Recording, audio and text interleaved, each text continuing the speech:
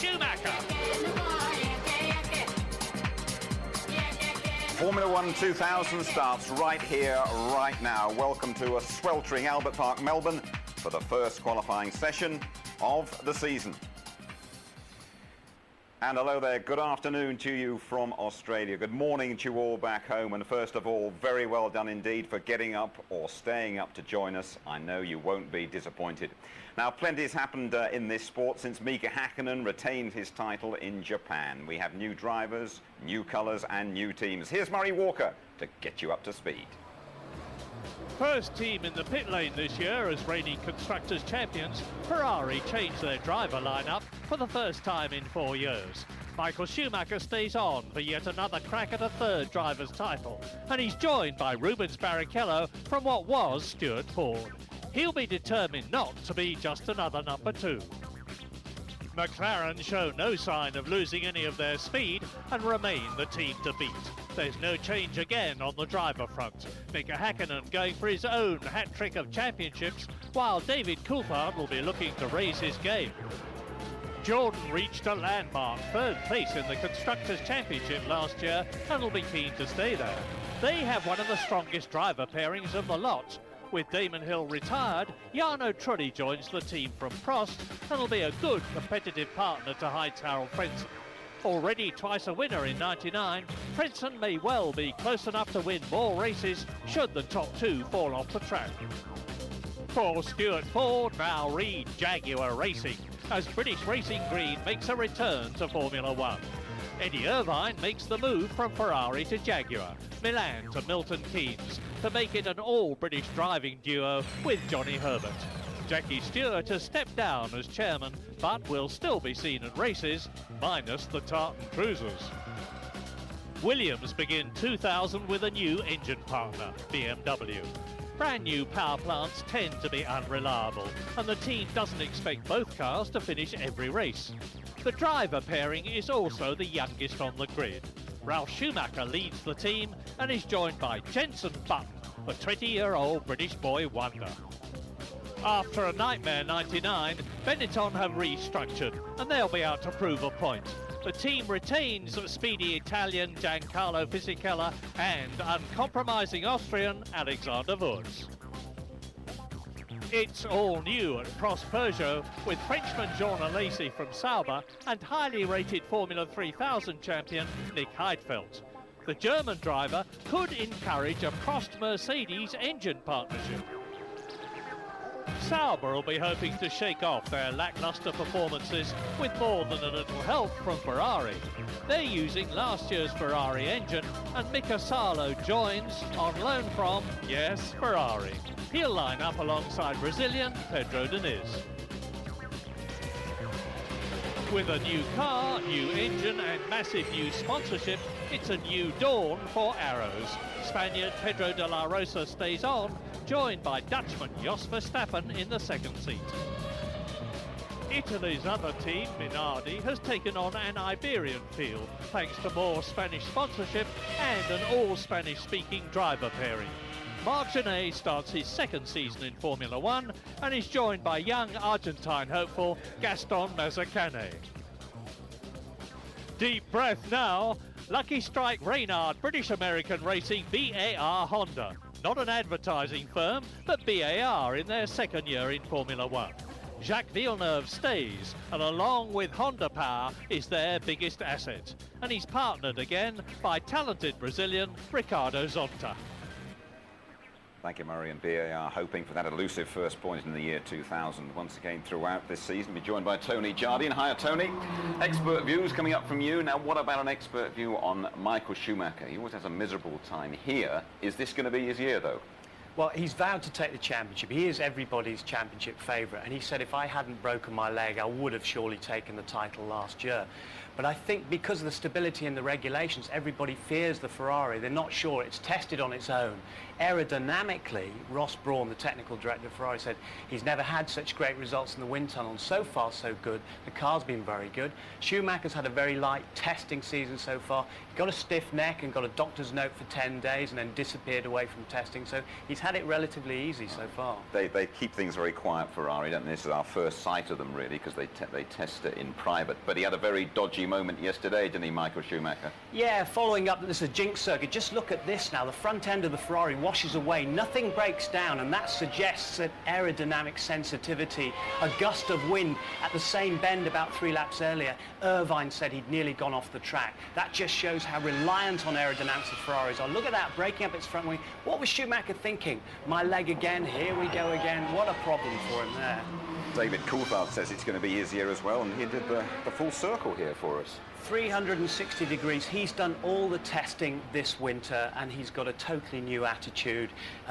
He says it's not going to make him any friends, but he's focusing more on his racing, and he won't be coming out for drinks with you, Jim. No, he won't be. He's a very serious boy throughout the year 2000, as indeed we should be as well, won't we? No jokes at all. Okay, let's just remind you of the calendar coming up for you. Once again, we start in Australia. This time, though, we finish in Malaysia. British Grand Prix, my goodness me, that does come up sharply on Easter Sunday. Monaco a bit later in June. And the extra race is the American at Indianapolis. We're all looking forward to that one in mid-September. 17 races in all. Okay, then Jenson Button about to sample his first qualifying session in the Williams. You know, the 20-year-old really has been thrown in at the deep end. Here he is with a man gearing up for his 51st Grand Prix season. Yep, it's Murray again. You're an incredible bloke, because not so very long ago, hardly anybody in Britain had heard of you. Now your name's on everybody's lips.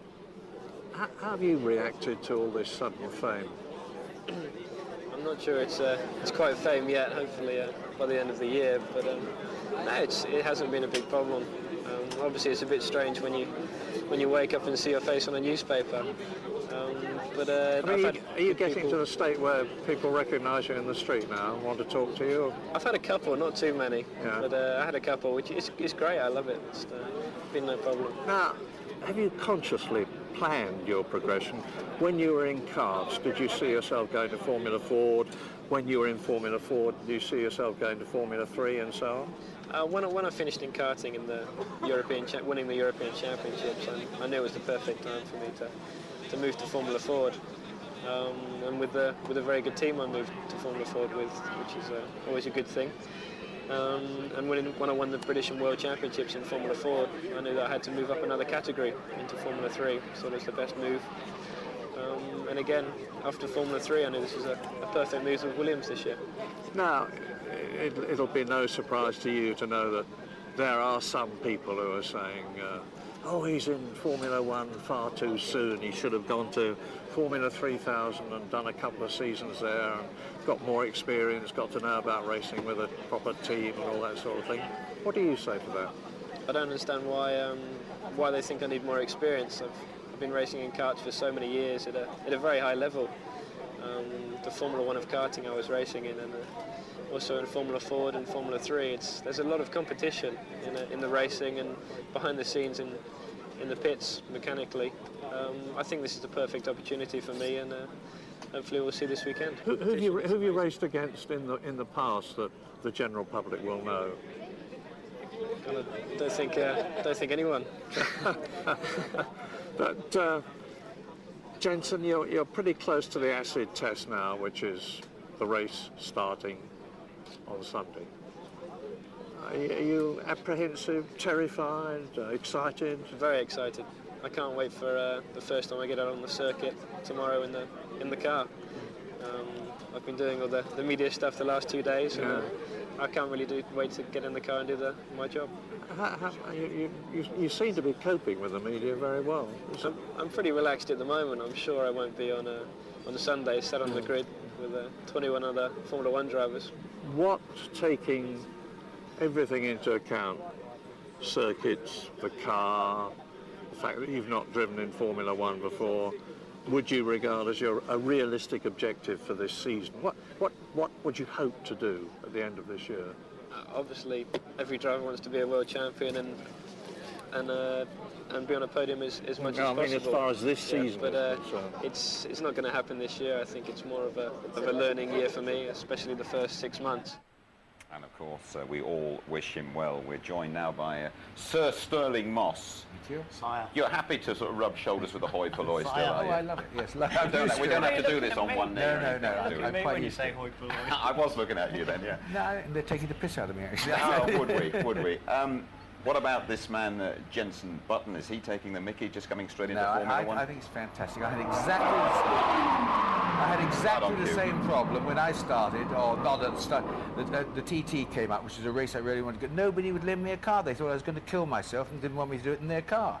And I know exactly what he's feeling. He's very mature. He's a nice lad, and I reckon, quite honestly, I mean, I think there should. I won't say a chance of him winning. No, I don't think so. I don't think he's got the car or the engine yet. But I think he is showing at the moment how good he is. But just a couple of hours ago, he had a real welcome to Formula One, and he had a bit of a big hit in the Williams, didn't he, in practice? Yeah, but a lot of them did.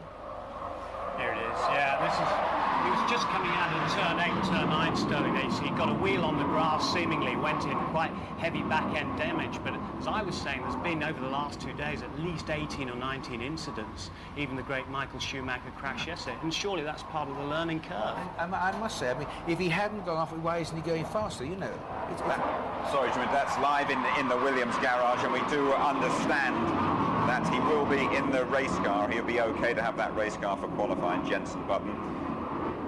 Now, the jet display, we always get one of those here at Albert Park, Melbourne, from the Royal Australian Air Force, and they are, well, there he is. That's what, I just hope he's not flying my plane home, that fella. He's making a lot of noise at the moment, and it's always is a spectacular opener to the season here in Australia. Just get a final upsum from you about Jenson Button and about really what he can expect this season. Look, if Jenson doesn't go fast, they're going to say, why did they take him? If he goes too fast, they're going to say, well, we told you so. He's going to win into nothing. I think if he's intelligent, which he appears to be, he's got a good chance of placing reasonably. Maybe 4, maybe 5. But let's see how he does against Ralph Stommelen. Ralph Schumacher, who's terrific. Absolutely. Overall, what are your thoughts about this season? Hakkinen for a hat-trick or Schumacher's year? Schumacher. I think Schumacher is such a driver. I mean, he already had a shunt, but he is a hell of a driver. And really, he deserves to win it, in my opinion. But David's got such incentive now, and David's got a clean sheet in a way. I'll show him where, you know, all this guy. So he's a good outsider, isn't he? As one of the great figures, or British figures in motor racing, how do you react to the arrival, isn't it, of Jaguar in the world of Formula One? Wonderful. I think it is absolutely terrific. I just hope people realise all right, it's Jackie's old team, but they realise it takes a little bit longer than that, even if you've got the great Jackie Stewart and the team like that. And Ford, what a fantastic job they've done up till now. Let's hope they continue. You having a good time over here in Australia still? I love it here. I'm trying to learn, that's why I said good day when I came in. Wonderful place. You must know by now. Listen, we always appreciate you joining us here on ITV on our Grand Prix coverage. Thanks very much indeed for popping in. You enjoy yourself. Thank you. Okay. Right, then, well, now let's have a little word with the man we've been talking about there, with Mika Hakkinen, the reigning world champion, won here a couple of years ago. He's trying to become the first man since Fangio back in the 50s to win 3 successive world titles, and he fancies the job. The car is certainly better prepared than last year. It's much more reliable than last year. There's a lot of positive things what I can say, but I really don't want to talk too much. I want to show what's happened this weekend for the team and for us, and let the results to talk. What we've been able to work this winter, that will show everything really. He's been having his problems so far, but Mika Hakkinen, the pole sitter here from the last couple of years. Now, as soon as you arrive at Melbourne Airport, you're greeted by a huge advertising hoarding announcing the arrival of the big cat. Jaguar have effectively taken over from Stewart's, and they're spearheaded by the most experienced driving combination of the lot, Johnny Herbert and Eddie Irvine. An all-British team then arrives in the world of Formula One in the year 2000. Here's Louise Goodman. Melbourne marks the start of a new chapter for Eddie Irvine and for Jaguar, one of the most evocative names in British motorsport. This 1957 D-Type may be worlds apart from Irvine's current Jaguar, but it's classics like this on which the legend of the cat was founded. As the final moments of the 25th Le Mans approached, it became apparent to all that they were witnessing events that would become legendary in racing history. For the D-Types took first, second, third, 4th and 6th positions. Back in the early 1950s, this C-Type was winning races and flying the flag for British motorsport. And that's a challenge which appeals to the patriotic pride of Johnny Herbert. Being British, I think, just is extra. I think it's like an Italian, obviously, driving for Ferrari. So for me, to be able to drive for the Jaguar Formula 1 team is just basically almost, I would say, a dream. You know, the dream probably wasn't there when I started, but then nor was Jaguar. But now it's there. I think it's one of the names that you would definitely choose to drive for. I think Jaguar coming into Formula 1's done as much for Formula 1 as the other way around. You know, it's great for everyone. I think everyone's a winner in it. But will the drivers be winners? Irvine and Herbert both tasted the champagne last season, but what chance a place at the top of the podium in Jaguar's first Grand Prix here in Melbourne? Well, again, it's going to be tough. I think we're still not in a position to be Ferrari or McLaren beaters. Again, if things go our way, they have some technical problems and we keep on running, I think we have a very good chance of maybe pulling off a surprise win, because I think everybody's in actually quite a lot of problems at the moment. Problems with cars can be fixed, but what about between drivers? Never the best of friends, can the pair now work together? We get on very well, I must say, at the moment. And I think we seem to be working in a relationship that seems to be very healthy and very competitive. You know, all I want is to have equal treatment, and then we can fight it out, and then we see who's the best. Tony Jardine, your thoughts on Jaguar's appearance in F1? Well, as Stirling said, I think it's absolutely wonderful for the sport, and it's stirring, and they're looking at emotional engineering, clearly challenging Ferrari in the future to get the fans behind them, which is great. But as it's under the Ford banner, the might of Ford, all their facilities have been put at their disposal, which is wonderful, but they don't have a wind tunnel. They have to use this wind tunnel over at Swift Engineering and use it. That's a huge disadvantage for them. Thank you very much indeed, Tony. Let's just check the main features of the Albert Park circuit. Martin Brundle, as you might have seen at the start of the show, has vivid memories of this place, as had David Coulthard. We'll always remember David as the man who won ITV's first Grand Prix, a win that ended a 50-race losing streak from McLaren, and they haven't looked back. David Coulthard, you won this race here in Melbourne in '97, second in '98. You're pretty good around this circuit, it seems. What are the special features that you like about it? Well, it's a circuit you have to be very precise on. It's a low grip track because it's obviously not used, it's only used once a year. So your entry line has to be spot on, otherwise you're scrabbling on the exits. It's not particularly high speed, so it's not physically demanding, but positioning-wise it is. I think there's a lot of time in the first two corners because of the speed of which you actually enter turn one. And the way you straight away run into turn two, you'll see all the cars are pretty much on the grass as they go through the turn two section. And you can carry much more speed through there than you first imagine when you run into the corner. A lot of time there, a lot of time down into turn three, which is where we had our little coming together in '96. We tripped over each other there. Absolutely, yeah. I just have this visual of your car turning and rotating in the air above me and thinking that I'd done some serious damage to you. Yeah, and then it sort of tightens up. There's a right-hander, so you go through no man's land, it tightens up, and then through the trees. I always found it quite tricky through there to see the line, to see exactly where the track was. Do you have that problem at all? Yeah, there is that. There's obviously to try and find the line, and also the circuit's quite crested there. So you'll see the cars as they come out of the fast right-hander, which I think is turn 5.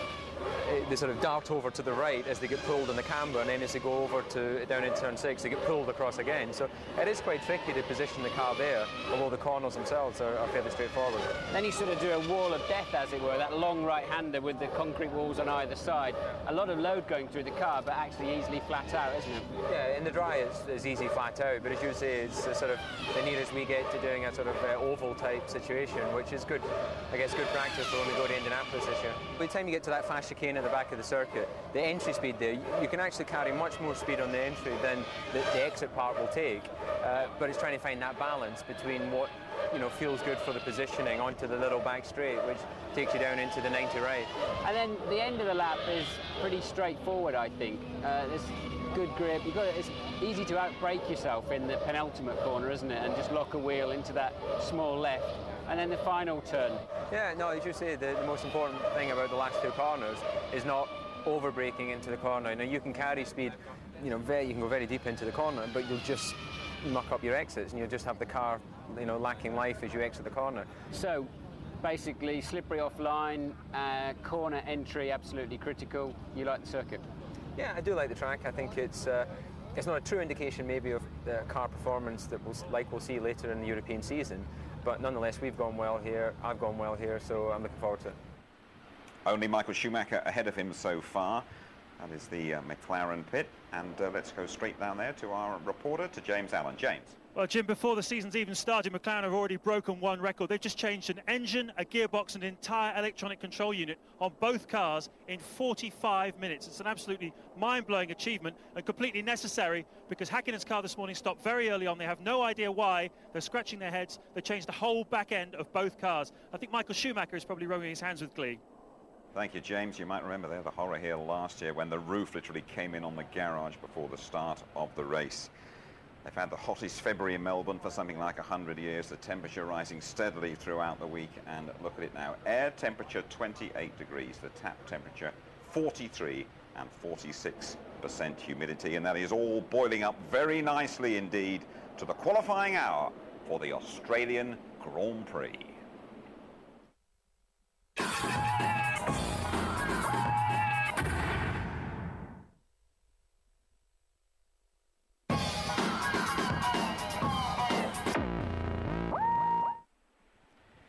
And you are back with us at Albert Park, Melbourne. Hakkinen, Coulthard and Michael Schumacher, the 1, 2, 3 here after qualifying. The third year running, by the way. They've finished the qualifying hour in that order. Let's have a word with Tony Jardine. Now, Coulthard, he'll be happy to be up there on the front row, but worried surely by that very nasty accident right at the end of the session. Yeah, very nasty accident indeed. I mean, this is the new David Coulthard. No more Mr. Nice Guy, and he is going for it, and we've seen him going for it today. And he means to start off from the front, which he's doing, but he wanted pole position. He obviously went that little bit too hard. The other interesting thing is that McLaren just having the edge on Ferrari, everyone expecting Ferrari to take that pole. Schumacher hasn't done it. And David Coulthard was very nearly there, but, you know, he's in the wall. He'll be having discussions only with Ron Dennis now. Great credit to McLaren, the way that they changed those engines and got things together in time for the qualifying hour. But is it a case of first day back at school for David Coulthard? He's not the only one who's made errors. No, all sorts of people have been going off all over the place. The track is dirty, they're new cars, they're skittish. And look at this as David Coulthard goes off, and you can see there has been a new side impact test. The wing comes down his head as well, and new frontal impact tests, increased loading on the safety of the chassis of the car. This is all being proved. There is a new carbon fibre plate which runs alongside the fuel tank and alongside the side of the driver. So he's quite safe in there, but I'm sure David will be very, very upset by that, because he is a good outside bet for the championship. McLaren done a great job. He's 5-1 with some of the bookmakers in the park here to win this race, but fortunately it didn't actually come down on his head. It was just in front of him, wasn't it? How about Jenson Button, though, and what did you make of his baptism to F1 qualifying? Well, I think he's coped extremely well, and the motto is really, if you're fast enough, you're good enough. And Frank Williams and Gerhard Berger have clearly spotted some talent here, but he had to, after that crash this morning, go out in the spare car, and there was some further problems with his race car. Came in, took the spare, and just in the last few moments he got it onto the grid. But that's huge pressure on a 20-year-old. Barrichello started at 20, but he'd already done Formula 3000. He'd already won the British Formula 3 Championship. But at least he's there. At least he's on the starting grid for the Australian Grand Prix. Let's have a word with James Robinson, shall we? He is the Williams chief engineer, talking here, of course, about Jenson Button. James Robinson, chief engineer at Williams. Your thoughts on Jenson's first qualifying session? Well, very fraught, as you saw from the television. Obviously had to use two cars. Big problem with the first car, so I had to get into the spare car. So not a session we want to repeat. What was the problem with his race car? Was it something to do with the accident this morning? No, well, it may be related. We have to check, but basically fuel pickup problems on both those first two runs. So we increased the fuel level for the second one, but that didn't solve the problem. And he couldn't seem to get the time from the T car either. Is there an obvious explanation? The T car had suspension settings for Ralph, so obviously not used to driving that car. So very difficult to jump into it and get a time out of it. And knowing McLaren, they'll be working on that air conditioning in time for tomorrow. You've always got to worry about Michael Schumacher. When he says he is confident, that's when he's very, very dangerous. But one thing about Michael Schumacher, he never sweats. And it's approaching 125 degrees in old money out there. We're nice and cool in here, aren't we? What about the McLaren's front row of the grid, though? Looking good. Well, it's tremendous for Hakkinen because he's the first sort of over 2 pole winners. It's only Senna who's had that sort of multi-pole winning. And here he is. This is David Coulthard because he stole pole position early on. He had the provisional pole position, driving very well indeed. And he only finished 1 race out of the first 4 last year, so he had a lousy start. So let's hope that they fix his car. Here's Mika Hakkinen. He responded very quickly, as he said in the press conference, a car that had been very hurriedly set up. But this is a man that's been transformed over the winter with a long, long break. He was destroyed in Malaysia. He admitted he was running out of energy. He thought it was all over. He says he's got a new tactic this year, psychologically and physiologically, that he's going to have all his strength throughout the season. So we'll see if he does, because he's going to need it. It's going to be a very close season. Tony Rubens Barrichello, and on his Ferrari debut, people thought he might be overawed, he might be hit by that cricket bat that Eddie Irvine tells us Michael Schumacher wields on Grand Prix weekends. But he's done pretty well. At one stage, it looks like they might even get pole. Don't forget, he's still in that honeymoon period. He still can't believe he's the first Brazilian driving for a Ferrari, and here he is enjoying it. Now, Barrichello is normally so smooth. This is really right out of character for him to lose it, but he was slightly off the apex there, and he'd taken a bit too much curb coming in, and he would have been on for a fast lap there. This is the lad who at Interlagos, as a very young lad, threw his bike down. He saw Gilles Villeneuve driving a Ferrari, testing at Interlagos, and he vowed there and then, I will drive a Ferrari. One of the reasons why it's a sellout into Interlagos. This is Schumacher later on in the Ferrari, running wide when in the first 2 sections he'd been going very, very well indeed. He has overdriven a little bit during this weekend, which he will always do, but he will make the difference during a race. Because he's the best driver in the world, he can pull up that half a second or those 2/10 to McLaren. So we're in for a ding-dong race. I'm sure we are. Let's just take a check on the grid, how things stand, just to refresh your memory there. And there we are. Very neat order at the top, 2 by 2 by 2. We haven't mentioned the Jordans, though, Tony. Those 5th and 6th, 2 in the top 6 after a pretty bad day yesterday as well. Yeah, I mean, they are the stealth fighters. They're very, very strong indeed. On the first day, Heinz-Harald Frentzen ran 35 laps, no problem at all. Truly had some problems, but they are looking good to keep the 3rd place, and a few upsets as well. Although the engine, the Mugen Honda engine, is a little bit heavier, very, very powerful. Great chassis from Mike Gascoigne, the technical director as well. 2 brilliant drivers. They're going to be great.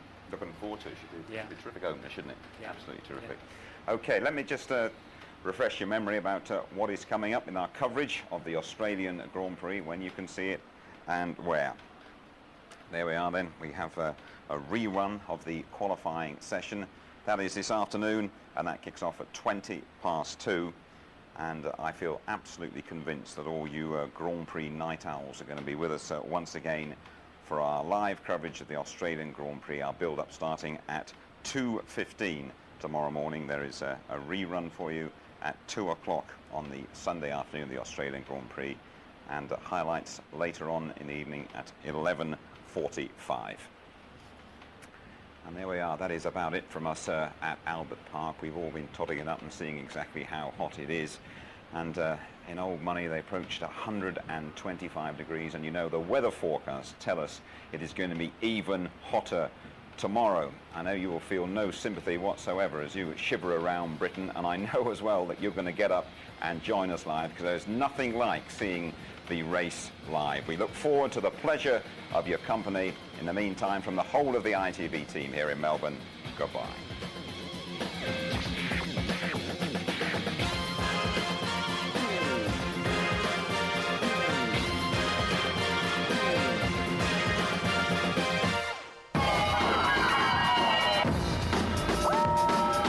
F1 on ITV in association with Texaco.